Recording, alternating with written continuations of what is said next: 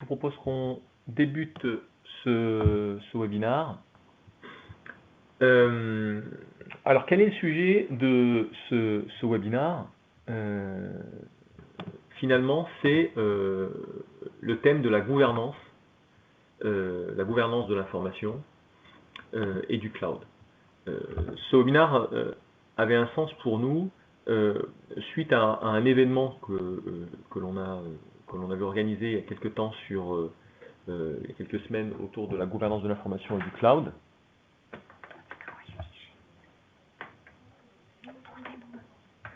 du cloud. Sur lequel il y a eu un certain nombre d'intervenants de différents profils, aussi bien du monde de la sécurité, des professionnels de l'information, des personnes expertes dans le domaine juridique, toutes intéressées très directement par le sujet de la gouvernance de l'information, et qui toutes avaient été confrontées également à la problématique de la gestion et de la gouvernance de l'information dans un contexte où le cloud finalement fait une percée aujourd'hui sur le marché. Donc on a jugé intéressant d'aborder ce sujet, d'en faire un événement, de pouvoir partager tous ensemble et débattre autour de cette thématique. Et suite à cet événement, finalement ce webinaire se veut un peu un webinaire de restitution et de présentation des principaux résultats qui sont ressortis de cet événement, en prenant également le temps, dans le temps qui nous est imparti, de présenter les outils également proposés par Everteam. Ça permet un petit peu de concrétiser une approche et des constats avec une manière de concrétiser concrètement, enfin de manière très pratique, finalement une approche de gouvernance de l'information avec de la technologie. Donc, en préambule, quelques constats. Donc ça, c'est très important. Je m'assure juste que... Ok. Comment l'écran se rafraîchisse bien, voilà, exactement. Quelques constats. Donc, premier constat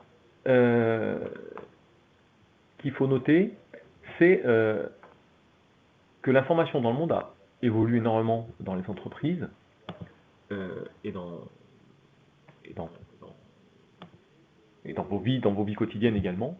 Et il y a plusieurs constats très importants que je voulais souligner. Le premier, c'est une association américaine qui s'appelle le CGOC, Compliance Governance and Oversight Council, qui a réalisé une étude auprès de 1000 grandes entreprises américaines en 2010 sur le pilotage du cycle de vie. Alors c'est une étude qui est assez ancienne, mais qui présente un résultat qui me semble très intéressant, et qui se recoupe avec d'autres études que j'ai vues par ailleurs très récentes. Premier résultat, c'est que 77% de ces entreprises n'utilisent pas ou ne peuvent pas utiliser leur référentiel de conservation.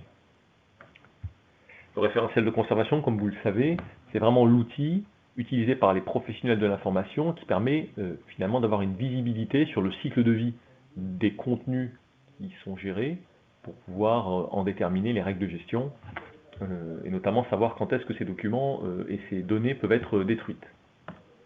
Deuxième constat, seuls 22% détruisent de manière routinière et sûre. Donc détruire de l'information aujourd'hui est un véritable sujet de difficulté.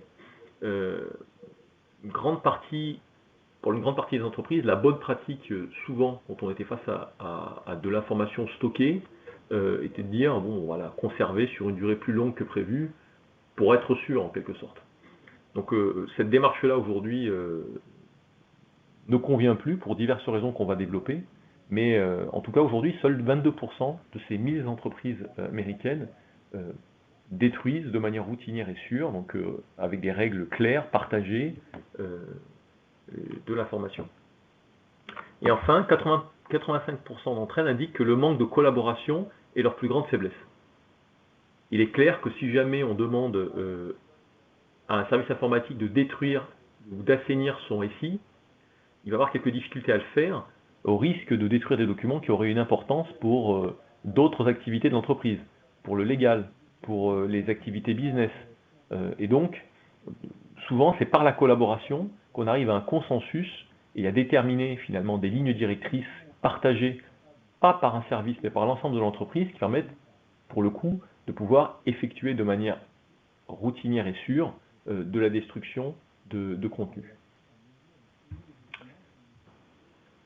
Deuxième constat, c'est une étude qui a été poussée par le CERDA en 2018. C'est qu'un des premiers soucis aujourd'hui rapportés par les entreprises au niveau de la gestion de leur information, c'est le volume croissant d'informations qu'elles ont à gérer en interne.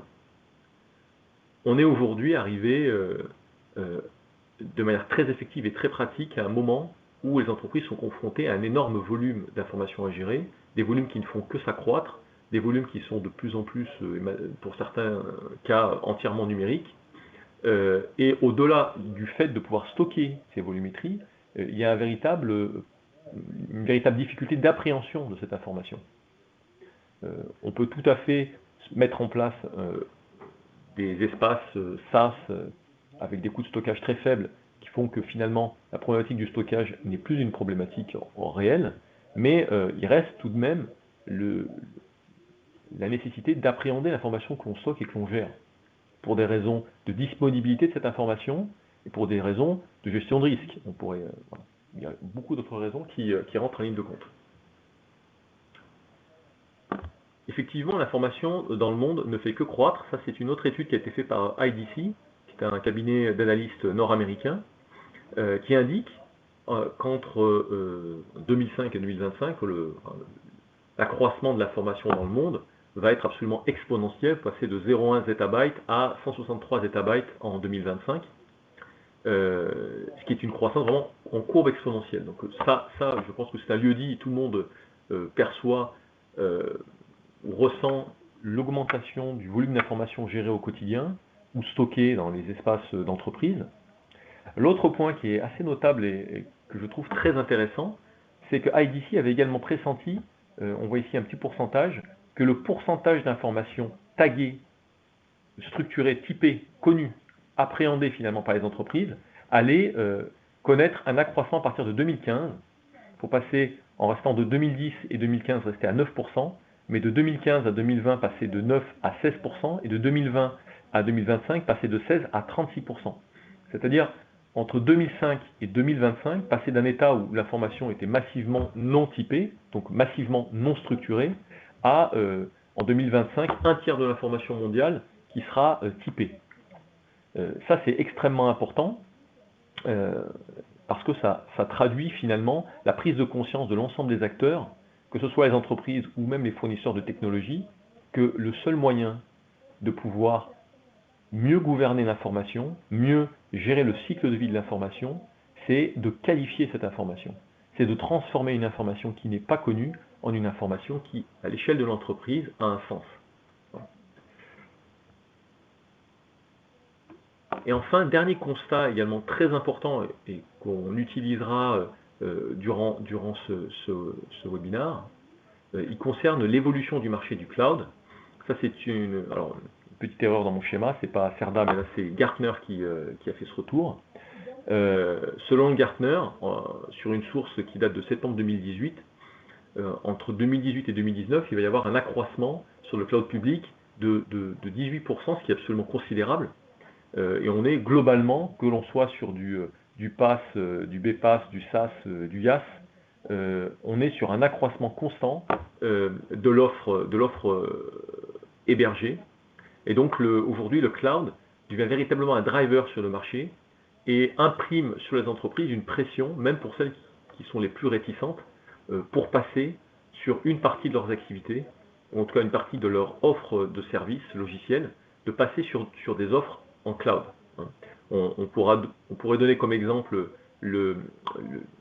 l'évolution de l'offre Microsoft, qui est passée vraiment d'une offre 100% on-premise à une offre qui aujourd'hui est massivement sur le cloud avec Office 365, et des entreprises qui finalement pouvaient être réticentes à un certain moment, être rassurées ou parfois même être contraintes à aller vers ce type d'offre du fait de l'hégémonie et de la position de leader de Microsoft sur un certain nombre de segments. Voilà. Donc on voit une information finalement dans le monde qui ne fait que s'accroître, la nécessité de typer cette information et de mieux l'appréhender, On voit une évolution du cloud qui imprime sur le marché une pression extrêmement forte. Et dans tout ça, finalement, ressort un concept qui datait de 2010 et qui était passé un peu sous silence, et qui aujourd'hui revient extrêmement fort sur le marché, qui est la notion de gouvernance de l'information, qui est finalement le concept porteur et le concept fédérant l'ensemble des enjeux qui sont portés à la fois par l'accroissement exponentiel de l'information dans le monde et par un, comment dirais-je, un switch et un déplacement des contenus, une espèce d'exode finalement de l'information de l'intérieur de l'entreprise vers des espaces cloud. Donc qu'est-ce que la gouvernance de l'information? Il est important quand même de rapidement le qualifier, même si je pense qu'a priori chacun pourrait en donner sa définition, parce qu'on parle de termes finalement faciles à appréhender, mais qui sont à la fois faciles à appréhender, mais aussi assez difficiles à définir. J'ai pris la définition du Larousse, finalement, on est revenu aux bases. Gouvernance de l'information, c'est une manière de gérer, d'administrer des éléments de connaissance susceptibles d'être représentés à l'aide de conventions pour être conservés, traités ou communiqués. Okay. Concrètement, ça veut dire quoi? Ça veut dire disposer d'un programme, d'un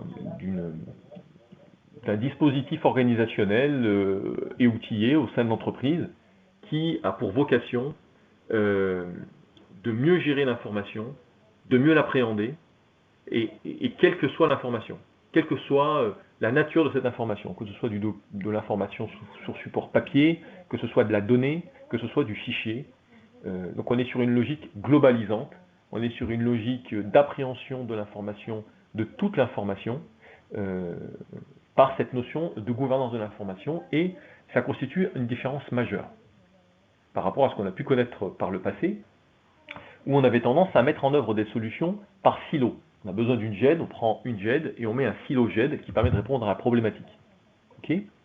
Quand on s'intéresse à la gouvernance de l'information, il y a un certain nombre de principes de base qu'on se contraint d'appliquer pour rester véritablement dans cet état d'esprit, dans cette ambition de mieux gouverner l'information de l'entreprise. La première, c'est qu'on doit considérer l'information comme un capital. Donc l'information, ça n'est pas un objet mort finalement que l'on est obligé de conserver par obligation, mais on appréhende cette information comme étant un capital. Deuxième point très important, c'est qu'on considère que ce capital doit être considéré dans son ensemble. On ne fait pas de gouvernance de l'information sur une GED, on fait une gouvernance de l'information sur l'information de l'entreprise, sur l'ensemble de l'information. Et on le fait quelle que soit la nature de cette information. Comme je l'ai dit juste auparavant, ça peut être de la donnée, ça peut être du fichier, ça peut être du papier, toute l'information qui traverse l'entreprise, produite par l'entreprise, reçue par l'entreprise, fait partie de ce capital informationnel.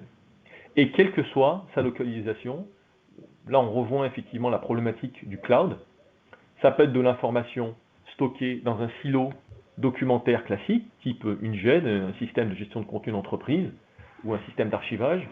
Ça peut être dans une solution métier, ça peut être une messagerie, un disque réseau partagé, ça peut tout à fait être également une application en mode service ou en mode SaaS qui serait stockée à l'extérieur même de l'entreprise. Donc toute l'information que l'entreprise manipule doit être appréhendée. Une dernière caractéristique très importante dans une logique de gouvernance de l'information, c'est que le pilotage et la visibilité sur la stratégie de gouvernance de l'information de l'entreprise est piloté par la direction de l'entreprise.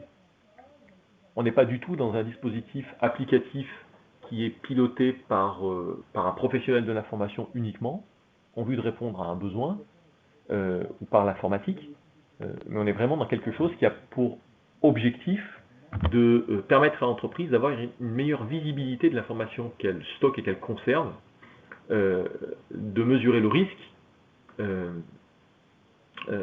intrinsèque à cette information et le potentiel que cette information relève également. Donc ça reste une ambition quand même très forte à l'échelle de l'entreprise, et sans avoir besoin de le développer, on comprend que c'est une démarche au long cours qui nécessite finalement, étape par étape, sur des aspects aussi bien liés à l'organisation que liés aux outils, que liés aux responsabilités et à différents aspects sur le fonctionnement de l'entreprise, permet de passer d'une approche de gestion de l'information en silo à une approche beaucoup plus collaborative, où à terme, l'information peut être appréhendée par l'entreprise et par la direction de l'entreprise dans son ensemble. Pour terminer sur cette dimension concept clé, j'ai repris un schéma qui est connu, qui est proposé par une association qui s'appelle EDRM, qui est une association nord-américaine également, qui a beaucoup travaillé, aux États-Unis, on a beaucoup travaillé et théorisé la gouvernance de l'information. On retrouve ici un schéma que je trouve intéressant parce que finalement il synthétise les principales actions de gestion de l'information. On crée, on utilise de l'information, on la stocke, on la conserve, on peut la rechercher, on peut la mettre sous séquestre, et puis on peut la détruire aussi et assainir son corpus informationnel en fonction des cycles de vie qui ont été définis. Okay, ce corpus informationnel, c'est capital de contenu, il interagit et il est manipulé par différentes activités de l'entreprise, ici schématisées, soit ce qu'on appelle l'activité business, c'est ce qui finalement fait rentrer de l'argent à l'entreprise, c'est ce qui lui permet de vivre. Si vous travaillez dans le secteur de la construction, c'est tous les asset managers, enfin c'est toutes les personnes qui vont contribuer à la création de cette valeur, à la création de biens, à la vente de biens. Dans le secteur bancaire, ça va être les banquiers. Dans le secteur du service informatique, ça va être les consultants et les experts qui iront faire de la prestation chez les clients. Donc différentes activités de business qui finalement font vivre l'entreprise au quotidien. La partie gestion de la donnée personnelle et de la sécurité, qui est devenu un sujet de plus en plus fort dans les entreprises, tout ce qui est autour de la conformité en lien avec le RGPD, plus récemment avec le Cloud Act, sont des sujets importants. L'informatique, bien entendu, les professionnels de l'information, donc tout ce qui est record management et gestion de l'information au sens général, et puis la partie légale et juridique qui va principalement se focaliser sur la gestion du risque. Donc dans une logique de gouvernance de l'information, comme je vous l'ai dit, l'information est un capital. On évalue cette information en fonction de sa valeur et du profit qu'elle permet de générer, de sa rentabilité, de l'efficacité qu'elle peut apporter à l'entreprise. Et puis on évalue aussi l'information en fonction des niveaux de responsabilité, de la responsabilisation que l'entreprise a vis-à-vis de l'information qu'elle conserve. Les obligations légales qui sont soumises à l'entreprise, les risques portés par l'information. Donc on est dans une logique où on oscille entre le droit à l'oubli et le droit à l'information finalement, avec comme objectif de ne conserver l'information que durant la durée nécessaire, ni plus ni moins. Donc quand on est dans ce type de dispositif, durant l'événement autour de la gouvernance de l'information que l'on avait animé, il y a eu beaucoup de débats sur différents aspects. Il est clairement ressorti que pour les activités métiers, quelles qu'elles soient, l'information qui est produite, qui est gérée, elle n'a de valeur et elle est proportionnelle à l'intérêt qu'a cette information sur l'activité opérationnelle de l'entreprise. Ça signifie que quand vous êtes par exemple un banquier et que vous préparez un dossier de prêt pour un de vos clients, vous récupérez un certain nombre de pièces, vous constituez le dossier de prêt, mais dès que le prêt est signé, finalement ce dossier ne présente plus aucun intérêt pour vous d'un point de vue business. Vous voulez passer au dossier de prêt suivant, et finalement ce dossier de prêt, vous avez besoin de le conserver parce qu'il peut y avoir demain un litige avec votre client, parce que vous avez des obligations de conservation de ces informations pour le compte de votre client, parce que le client peut revenir dans 5 ans, parce qu'il faudra renégocier son dossier de prêt, mais au quotidien, là tout de suite, ce dossier ne présente plus d'intérêt pour vous. Donc il est important pour une activité métier de rapidement identifier à qui déléguer finalement le stockage ou la décision de conservation ou de non-conservation de l'information à des tiers. Le deuxième aspect, c'est tout ce qui est en lien avec les professionnels de l'information ou le légal. Là encore, durant l'événement autour de la gouvernance de l'information qui a eu lieu il y a quelques semaines, il est clairement ressorti euh, l'impact extrêmement fort qu'a eu le, le RGPD sur la manière de gérer l'information. Ça a vraiment permis aux entreprises, contraint les entreprises, de prendre conscience du risque porté par l'information qu'elles conservent trop longtemps et de beaucoup mieux gérer le droit à l'oubli, principalement.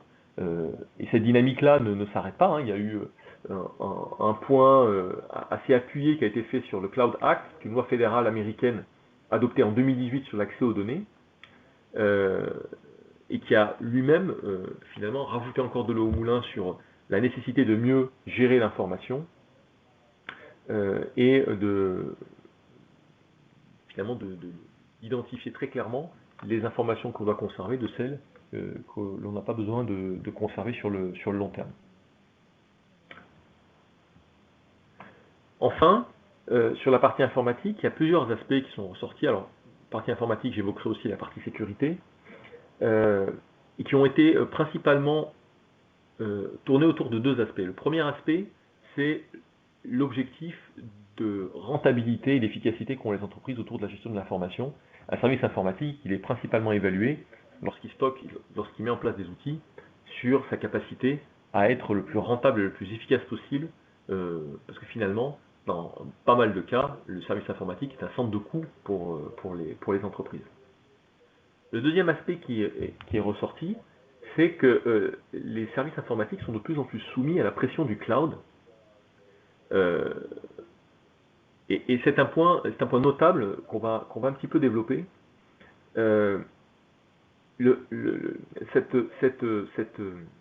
Cette pression du cloud, en tout cas l'arrivée du cloud massive au niveau des entreprises et finalement gérée par les services informatiques, crée différents impacts. Premier impact, c'est que ça change l'activité de ces DSI. D'une DSI qui était principalement tournée sur la technologie, la mise en place d'environnements et le développement de compétences pour être capable de maîtriser les technologies qui sont installées en interne, les entreprises passent de plus en plus à une activité de gestion de prestataires, gestion d'offres de services. Donc on est sur des logiques de vérification, d'engagement sur des engagements de services, sur des renouvellements de prestations de services, sur l'évaluation de nouveaux services qui sont proposés en SaaS. Dans cette activité-là, les DSI ont de plus en plus besoin, alors on parlait de collaboration, là pour le coup ça se matérialise très clairement, les DSI ont de plus en plus besoin de faire appel au juridique lorsqu'elles souscrivent ou lorsqu'elles sélectionnent un service sur le cloud, pour vérifier que au niveau des engagements de service, l'ensemble des obligations sont bien remplies. Et un service informatique seul, souvent, n'est pas suffisamment armé pour pouvoir gérer cette problématique. L'autre point également notable, et c'est un des points qui contribue très fortement au développement du cloud, c'est que actuellement, souvent, l'innovation passe par le cloud. Très souvent, quand une nouvelle offre innovante émerge, elle est très souvent disponible uniquement sur le cloud. Et donc, face à l'obligation d'efficacité et de compétitivité des entreprises, parfois, même sans le vouloir ou le désirer, elles sont contraintes de passer sur le cloud pour rester dans la course. J'avais déjà évoqué les solutions incontournables de facto sur le cloud. Il y a un certain nombre d'offres qui ne sont disponibles que sur le cloud et qui sont incontournables pour certaines entreprises.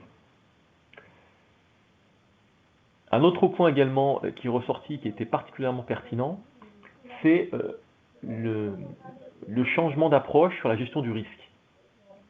Quelle que soit l'activité de l'entreprise, on prend le cas de l'activité IT, mais ça aurait été valable également pour l'activité business ou l'activité sécurité ou légale. Par le passé, on évitait le risque. Alors qu'aujourd'hui, lorsqu'on est contraint de gérer de l'information et de gouverner de l'information pour partie sur le cloud, on doit plus gérer le risque que l'éviter. Donc on est vraiment dans une évaluation permanente du risque pour déterminer finalement dans quelles conditions il reste acceptable de mettre de l'information sur le cloud et quels sont les niveaux de service minimum à mettre en œuvre. En réalité, pour beaucoup d'entreprises, et ce qui est clairement ressorti pendant la conférence, c'est que le risque de perte de compétitivité est finalement même plus important que le risque lié à la sécurité. Et le risque de perte de compétitivité, c'est la perte de compétitivité vraiment très opérationnelle d'un point de vue business par rapport à ses propres concurrents. Si vous travaillez dans le secteur aéronautique, que vous êtes sous-traitant d'un fabricant d'avions connu, et que vous êtes en concurrence très forte avec d'autres sous-traitants, vous avez besoin d'être constamment en innovation. Ces innovations, on parlera par exemple d'innovation autour de l'intelligence artificielle ou du big data. Ces innovations passent quasi systématiquement par des services mis à disposition sur le cloud. Si vous avez comme impératif, véritablement pour rester compétitif, de passer par ce type de service, vous avez comme crainte de mettre finalement en ligne une information qui aujourd'hui vous permet de vous différencier de vos concurrents. Donc il y a toujours cette évaluation, cette pondération entre le risque de fuite d'informations et la nécessité d'innover. Voilà. Et ça, c'est un élément qui est assez peu évoqué, mais qui est extrêmement important aujourd'hui pour les entreprises. Une grande partie aujourd'hui des technologies d'intelligence artificielle proviennent des États-Unis.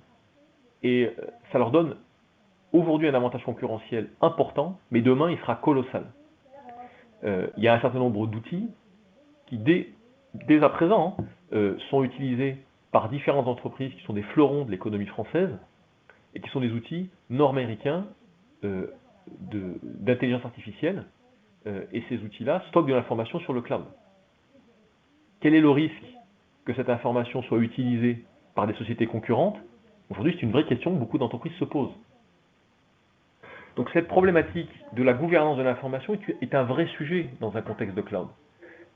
En réalité, quand on veut faire de la gouvernance de l'information, on prend conscience qu'il est nécessaire de pousser la question de la gestion de l'information au niveau de la direction de l'entreprise et de ne pas la laisser soit au niveau du service informatique, soit au niveau des professionnels de l'information uniquement. Ils sont fortement impliqués, mais le sujet remonte finalement aux plus hautes sphères de l'entreprise parce qu'une bonne gestion de l'entreprise, une bonne maîtrise de la manière dont on met à disposition cette information et la manière dont on la stocke est aujourd'hui un élément extrêmement différenciant.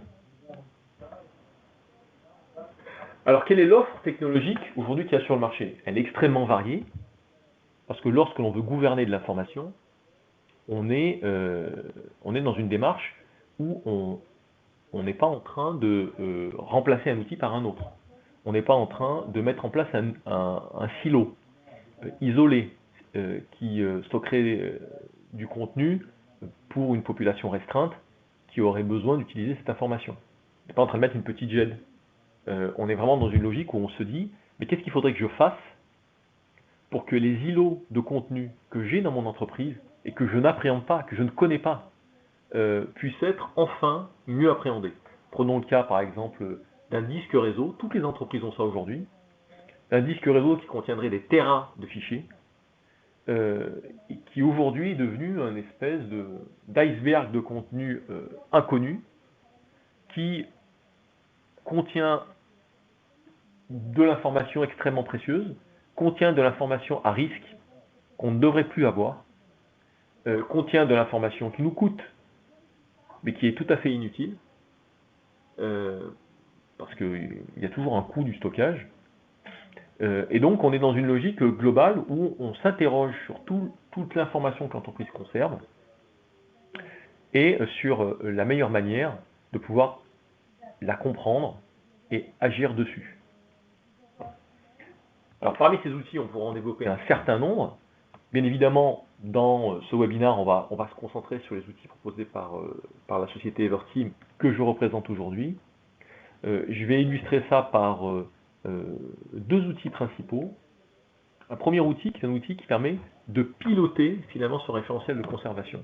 Quand vous êtes une entreprise et que vous gérez de l'information, le premier point qui est extrêmement important, c'est de pouvoir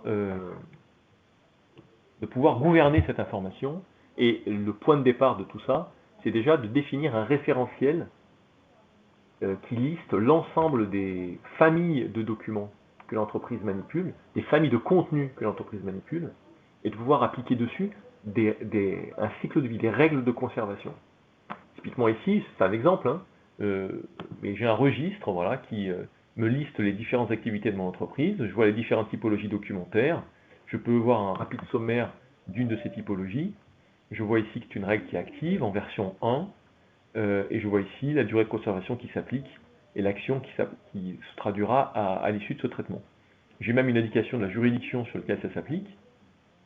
Et je peux ainsi très facilement sélectionner une typologie, la regarder en détail, voir ses propriétés, s'il y en a, pouvoir la modifier, et puis je peux aussi avoir tout un historique de version. Dans ce type d'outil, on est dans une logique de collaboration. C'est-à-dire que quand vous voulez mieux gouverner l'information, le point de départ, c'est déjà de s'entendre sur le cycle de vie à appliquer sur l'information que l'entreprise gère. Un contrat se conserve combien de temps à l'échelle de l'entreprise, un contrat géré par le service juridique? Le service juridique peut avoir un point de vue, la direction peut avoir un point de vue, une direction métier peut avoir un point de vue. Donc il est important de partager finalement ces points de vue, d'arriver à un consensus pour définir une durée de conservation sur laquelle l'ensemble des parties prenantes sont engagées et qui permet à l'issue de la durée de pouvoir exécuter l'action qui s'y rapporte. Si à la fin de la durée, le sort final est la destruction, l'instruction pourra s'opérer. Donc le fait de définir ce référentiel et de le définir à partir d'une application dédiée, ça a plusieurs intérêts. C'est qu'on dispose déjà d'une information partagée, utilisable par une application Everteam, mais par aussi n'importe quelle application du SI. On peut mettre en œuvre des workflows de validation où on peut successivement proposer des règles de conservation sur des typologies documentaires à des acteurs qui chacun vont contribuer, collaborer pour déterminer s'ils sont d'accord ou pas avec les données et avec les durées de conservation qui sont déterminées, pour arriver à l'issue de ça, à un référentiel commun, partagé, sur lequel on est en pleine confiance. Alors comment ensuite on peut l'utiliser? On va voir un exemple ici avec l'application Everteam Discover. Alors l'application Everteam Discover, qu'est-ce que c'est? C'est une application qui fait partie aujourd'hui des applications innovantes sur le marché autour de la gouvernance de l'information et qui permettent de décloisonner, de désiloter finalement l'information en permettant de s'interfacer, de se connecter à un certain nombre de sources. Donc là, l'application Discover, par exemple, ici, est connectée à différentes sources, qui sont des disques réseau partagés, ça peut même être des postes de travail individuels, ça peut être un SharePoint, ça peut être une messagerie, et en fait, dès lors que le système s'est connecté à une source, alors on peut déclarer des sources, l'outil est tout à fait conçu pour permettre de faire ça. On a ici un module qui est dédié pour la déclaration de nouvelles sources. Je me reconnecte. J'ai ici les différentes sources qui sont déclarées. Je vois ici la source que j'ai déclarée, c'est un disque réseau, je l'ai déclaré, et ensuite derrière, automatiquement, le système va l'analyser. Quand le système analyse une source, qu'est-ce qu'il va faire? Il va automatiquement scruter la source, identifier les objets qui sont dedans, les fichiers, les sous-fichiers, enfin les répertoires, les sous-répertoires, excusez-moi, et puis les fichiers qui se trouvent à l'intérieur, extraire les métadonnées, analyser le texte, voire même retrouver des informations qui peuvent être des données personnelles ou des données métiers au sein même des documents, à l'intérieur même des documents. L'outil va être capable de détecter la langue automatiquement, donc là il m'a déterminé un certain nombre de langues. Il est capable aussi de typer les documents en automatique. C'est-à-dire que les types de documents que je vous ai montré tout à l'heure avec Policy, avec l'outil de déclaration des typologies documentaires, est utilisable par l'outil Discover qui va être capable de typer les documents qui ne sont même pas encore stockés dans une GED ou dans un ECM. Les documents restent là où ils sont. Donc on sait que, par exemple, si je clique sur ce type de document, qui s'appelle leg 10, qui est une typologie documentaire, j'ai des documents, j'en ai 123 en anglais, j'en ai 114 en français. Ils sont principalement situés dans ces espaces. J'en ai 7 dans le disque réseau d'entreprise. Je peux filtrer dessus.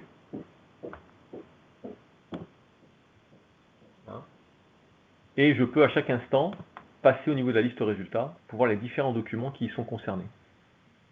Donc il y a un contrat ici que je peux aller visualiser.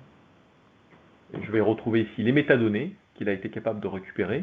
Et je retrouve ici la typologie documentaire qui est la typologie Contract and Agreements du service légal. Voilà. C'est une valeur qui a été appliquée automatiquement par une règle de classification. Et c'est un document de niveau risque faible. Donc le système a été capable de détecter tout ça sur des documents qui sont restés toujours dans leur espace de stockage d'origine. C'est particulièrement intéressant parce que ça va permettre, si je reprends l'ensemble des typologies documentaires, d'avoir un tableau de bord, par exemple, sur les dates de destruction prévues. Par exemple ici, vous voyez, sur ce tableau de bord, il me donne les dates d'élimination prévues. Et il me dit qu'il y en a 37 qui pourront être détruits en 2027. Il y en a 94 qui pourront être détruits en 2025. Donc j'ai vraiment une projection, finalement, des documents que je pourrais détruire en lien avec les règles de conservation que j'ai définies au sein de mon entreprise. Donc ça permet véritablement d'avoir une visibilité, une gouvernance globale de ces contenus. Ça permet aussi d'avoir un autre angle de vue. Je peux par exemple voir toutes les données personnelles stockées dans mon système.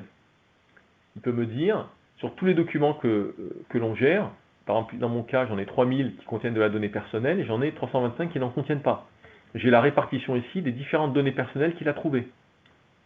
Donc j'ai vraiment, c'est comme un prisme où par le mécanisme des facettes et des tableaux de bord, je peux passer d'un tableau de bord où j'ai une visibilité RGPD, données personnelles sur mon information, ou plutôt gouvernance de l'information pour piloter les durées de conservation, ou plutôt nettoyage aussi, je pourrais tout à fait dire, j'aimerais avoir une visibilité pour pouvoir mieux assainir mon système, voir les fichiers qui font plus de 50 mégas, qui ont plus de 5 ans, qui ont été peu consultés, qui sont au format PDF.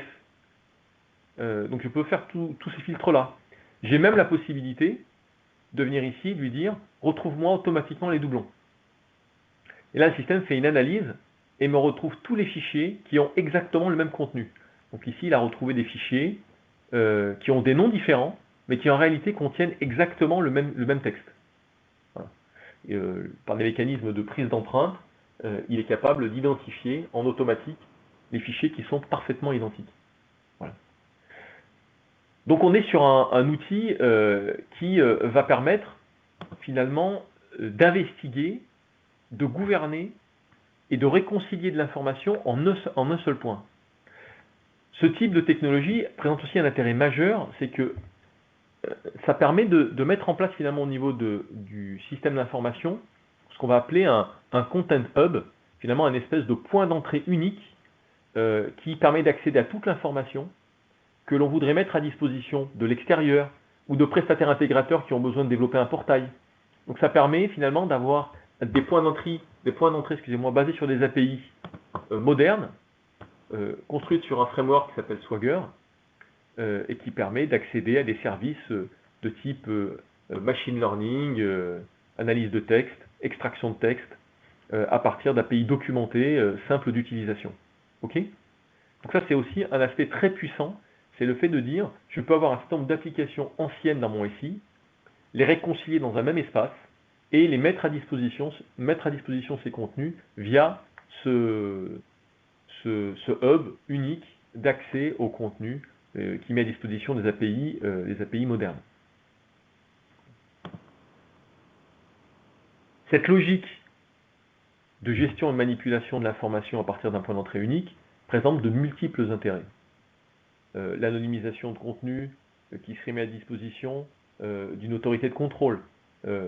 La solution peut tout à fait jouer ce rôle-là en permettant de jouer un rôle de tampon. La possibilité de pouvoir agir dessus. On peut par exemple dire, j'ai un service SaaS par exemple en cloud que je ne veux plus utiliser, qui est le drive JBank Capture. Je le sélectionne. Il ne le trouve pas. On va sélectionner un autre. On va prendre par exemple ce répertoire-là, parce que j'ai le contenu dedans. Et je peux sélectionner ces contenus et agir dessus. Et parmi les actions, je peux les exporter, les déplacer. Donc c'est aussi un point très important. On peut appliquer des actions de déplacement de contenu d'un applicatif vers un autre. On peut les exporter, on pourrait même les convertir en PDF A3, on peut appliquer un tag, on pourrait les typer, pour dire tous ces documents-là, des documents de type corporate executive, et le type de document sera automatiquement appliqué avec application également des durées de conservation sur des contenus qui ne sont pas stockés dans un système de gestion de contenu, qui sont toujours là où ils étaient.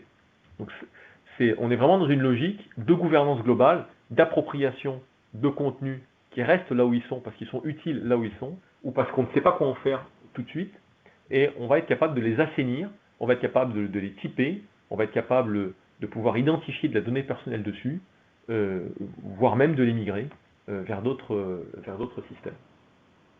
Voilà. J'en arrive au bout de la partie présentation technologique. D'ailleurs, j'en arrive au bout tout court même de ce webinaire qui devait durer 45 minutes. Bon. Écoutez, je vous remercie à toutes et tous d'avoir participé à ce webinaire. Comme indiqué, vous avez la possibilité toujours de pouvoir contacter Everteam si vous avez un quelconque interrogation autour de notre offre et voire même autour de ce webinaire si les choses n'étaient pas claires, en restant à vos dispositions et en vous remerciant d'y avoir participé. Bonne journée à tous.